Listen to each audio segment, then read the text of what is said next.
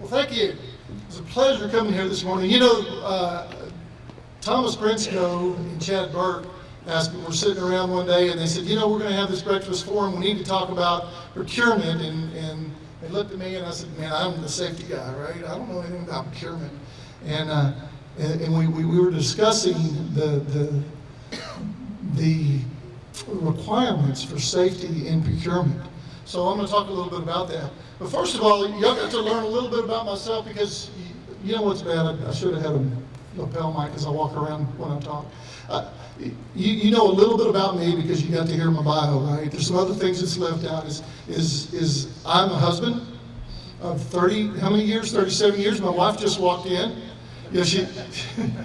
Brad Paisley and I sat down one day and we wrote a song, and I wrote the lyrics and he put the music to it. It's called "Waiting on a Woman," and it's a great song. We wrote some other good songs together too, and I'll talk about that later. But one of the things that I've learned in the past in my different job experiences as a safety professional and as a manager is that you have got to understand the people that you're trying to communicate with. Now, Stephen Covey calls that seek first to understand. That's the first habit of highly effective people, highly effective managers. So some of y'all know a little bit about me, but I don't know as much about you. Now, I can assume that everybody in this room is a procurement manager. So who all's in procurement? There's just a handful of people in this room, so I don't have to teach you people that are in this room about procurement, right? Who all's in the supplier contractor business? There's a lot of people over here. So all you people with your hands up, you got to go find the procurement people and try to get these jobs, right? All right? Well, let me tell you how to do that. How do you do that? Well, you got to seek first to understand. You got to understand what they want, right? You got to say, well, I know so-and-so because he's from here, and so that's probably what they want. Well, that might not be what they want. So one of the things that we talk about when we have relationships is we try to understand the people that we're dealing with. And it's communication. It's all about communication. You ever walk up to somebody and say, hey, you know what, Bill, I want to work for Exxon, but Exxon says my TIR has to be below a 1. I can say, let me tell you how to do it. I can give you this canned program, put it in your package, and say, this is what you get to do. That's not what they needed to hear. So I thought maybe we'd have more procurement people here, but I wanted to really try to find out who you are out here. So I'm going to ask you one quick math question. It's a procurement question. I purchased a bat and a ball. Now, some of y'all already saw the picture and you heard what I said, and you got a smile on your face like you've heard it before, so don't ruin it for your neighbor if he hadn't heard it. But it's a real math question. The bat and the ball cost $1.10. Okay? Put that in your head. It costs $1.10. The bat cost $1 more than the ball. How much did the ball cost? Y'all just yell it out. What did I hear? 10 cents. I heard 10 cents. Okay. Steve, you're in bank, aren't you? No? Oh, insurance. He's the insurance guy. Okay, so he's going to sell you some insurance. All right? So you got a 10-cent ball. The bat costs more than $1 more than the ball, so the 10-cent ball plus $1 makes that bat cost $1.10, and then you have a 10-cent ball, so it's $1.20. Doesn't add up, does it? What are we going to do about that? Some of y'all jump to conclusions, right? Real quick. It's real easy really to think that, hey, look, the ball costs 10 cents. Some of y'all are still going, scratching your head. Well, let me see. There's actually an algebraic formula, and you know what? I failed algebra. Algebra is tough. I can remember going to college thinking, God, I wish I'd have studied in high school. So the ball costs 5 cents because if you add it up, $1.05, and the bat costs $1.05, so it adds up to $1.10, right? Has everybody got that? You feel good about it? Did it stump you? Tell me what this is. Old lady. It's an old lady. A young lady. Lord have mercy. Now what are we going to do? How am I going to be able to talk to y'all when some of you think it's an old lady and some of you think it's a young lady? How am I going to be able to communicate with somebody that can't see the same things I see? It's going to be tough, right? So y'all know that this is another one. I was thinking about purchasing and procurement because when I was at Valero, when I was a contractor safety manager, I used to do the qualifications for the procurement, for the purchasing group, okay? So if you were a contractor or you were a supplier and you wanted to work for my refinery, the paperwork came to my desk. And I'd stack up that paper right on the right side of my desk, and usually about Wednesday, I would start going through them. And I would be looking at key indicators on there. Number one was your TIR, total recordable incident rate, okay? But one of the first things I looked at is how big a company is it? And then if the CEO and the safety director had the same name. And if the CEO and the safety director had the same name, I usually made a phone call. I would call them up and say, hey, I'm looking at your PQF and I noticed that your CEO and your safety director have the same name. And the guy that answers the phone is probably the CEO. Yeah. So the person that answers the phone is your safety director and your CEO, all are the same name. And you want to come to work for my refinery? Well, yes, we did. Well, there was a conversation talking about safety and what the requirements are on safety.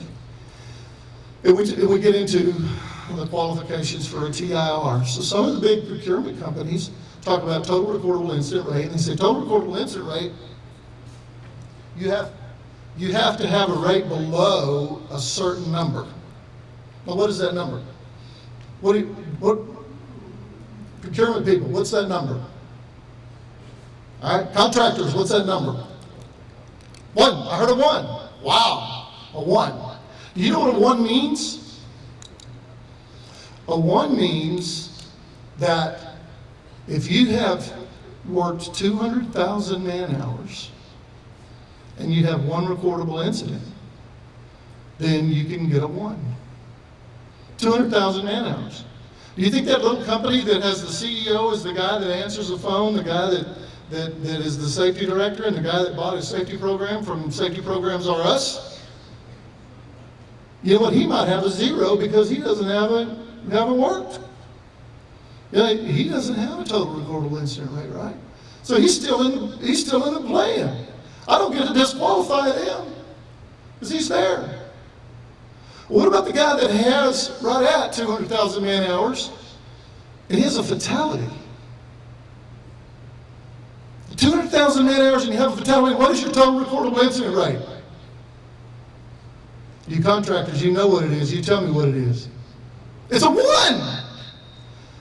1 stitch on a little finger or fatality gives you that same number.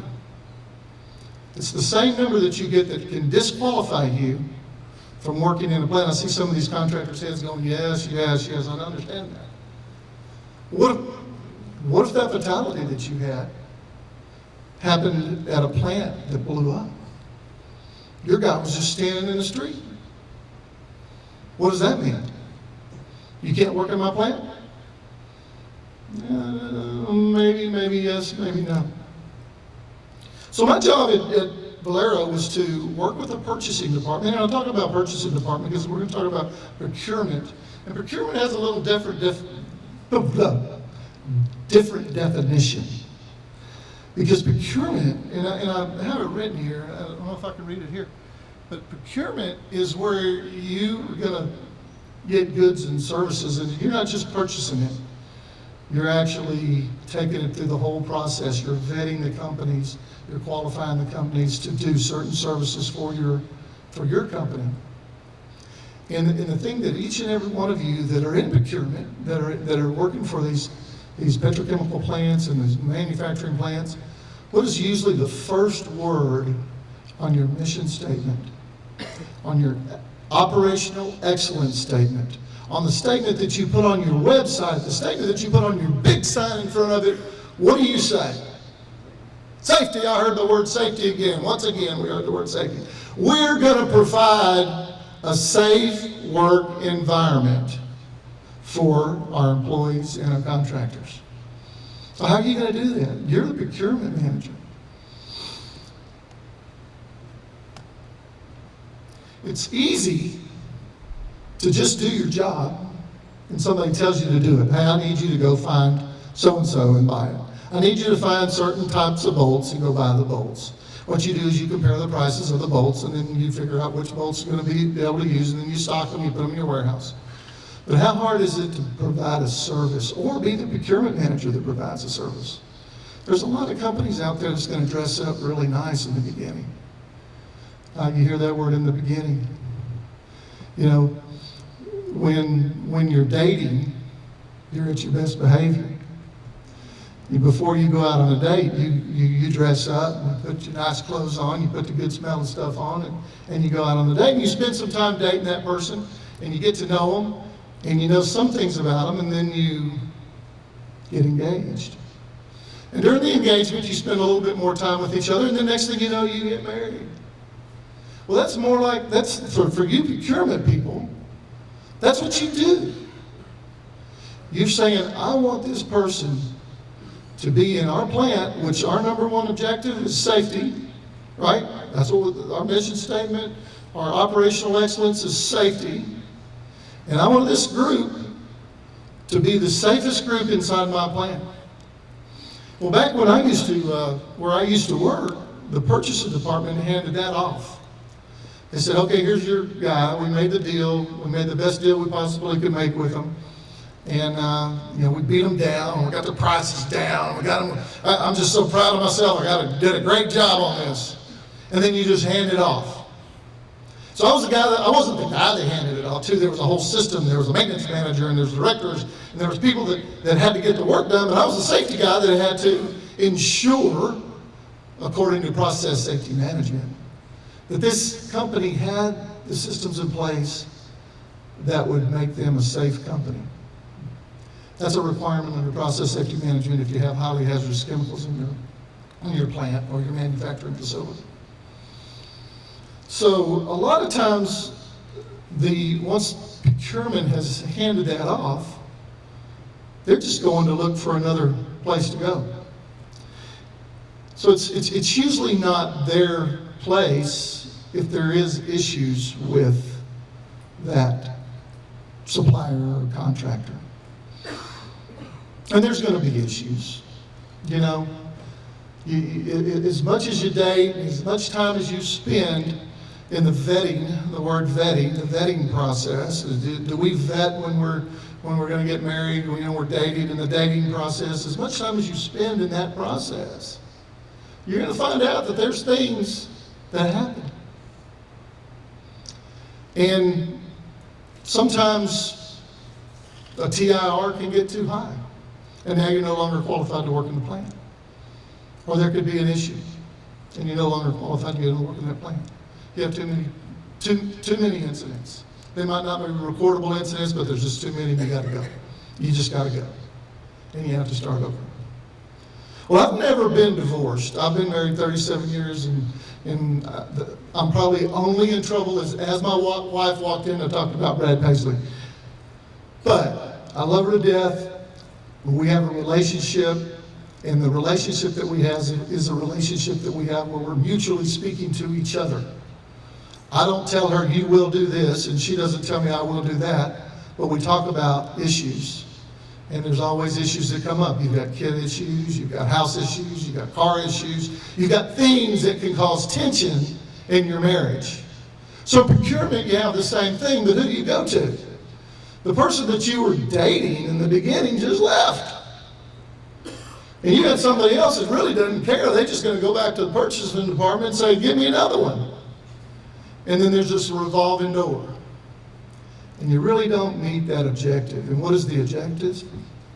The objective is the objective that they have on the billboard is we're going to be a company that provides a safe workplace for our employees and contractors. Employees and contractors, employees and contractors. It should say just the people that work inside this gate. So I work for Evergreen. My company works for a manufacturing facility, a refining company, who has a concept as the person that vetted you owns you. And I learned a long time ago in one of the trainings that I had, which was had to do with the OZ principles, and they redefined accountability. So if I was just accountable for hiring, and that's what I did my job good, I hired this person, then if you didn't grade me on the actions that this company did later on, then you really can't hold me. I mean, that's not my job anymore. I've handed that off and somebody else is accountable for it.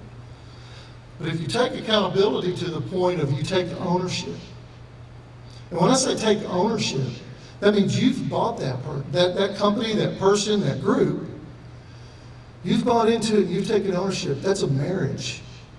And so when there are issues, you're a part of those issues. Now, obviously, in a petrochemical plant, there's always a safety department, and they're the guys that are going to come and tell you, hey, listen, this is what we do, this is how we do it. But in the plant that I'm telling you about, whenever we have issues, and we do, we're really good. I don't have a problem telling you that. We got VPP. I'm going to lay that out to you right in front of you. But we're good. But we have issues sometimes. We go and talk to the procurement person. As a matter of fact, we meet once a quarter with the procurement person. We talk about proactive things that we're doing in safety with the procurement person. And there was a time when I thought, why are we talking to the procurement person? We got the safety manager, we got the maintenance manager, we got the plant manager. Why are we talking to the procurement person? It's because that procurement person owns us. We're in a relationship. They vetted us. They're the one that put their name on the line that said, this company is the company that we want. And the reason why this company is here is not only do they have a good total recordable incident rate, but we could have had a high total recordable incident rate. They said, we want them. Why? Because of what I told you earlier. Sometimes there's circumstances that would cause that. Sometimes there's things that saying that, look, you know, we can get better, and you can show total improvement or continuous improvement in everything that you do. So accountability is a big part of being a procurement manager or a person in procurement. It's also a big part of being a supplier or a contractor. Sometimes we expect other people to do things for us, and we feel like we're vulnerable. Sometimes we feel like we might be a victim. And my God, you know, they didn't give me the tools that it took to do my job. I always loved the word they. I used to go, you know, as I'd hear somebody when I was at Valero, and they'd say, well, they didn't tell me that, or they didn't do this, and they didn't do that. And I always say, who's they? Are they a person? Do they have a name on an office door somewhere? I need to find who they is so that we can go settle this. And we need to develop a relationship with they. Taking ownership. Taking ownership. As procurement managers, when we take ownership of what we've vetted, we've become safety managers. I had a guy one time tell me we had a project going across the country, and I was talking to one of the guys on the phone, and I said, well, man, that's several small incidents. How are we going to fix that? Well, you just need to send a safety man here. I need a safety man for every truck. They're not taking care of business. Nobody took ownership. When do you take ownership of that, you know? What's turning into a job that and I'm sure the people that went to school in procurement didn't have Safety 101, but certainly it's become the norm. And it has become the norm because I know that a lot of the people that I work with in a lot of these manufacturing facilities, when we have the Houston Business Roundtable has their safety excellence audits that go on, they're usually led by somebody in procurement. So you know, I can remember talking to a guy in procurement, giving him a presentation, you know, all dressed up in a suit and telling him how great I am. And then, you know, 2 months later, I'm in coveralls doing audits with this person. And we're out in the field looking at somebody and looking at their management systems. Proactive management systems is what we have to look at. You need to make sure that the companies that you're vetting have management commitment. And what does it mean when you hear the word management commitment? You know, I've listened to people say, you know, safety's my number one. as long as we make profits. Well, by God, we're going to make a profit, but we're going to do it safely.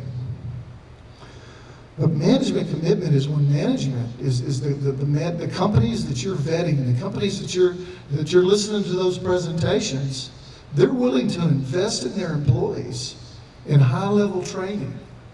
They're willing to invest in their equipment that is above and beyond.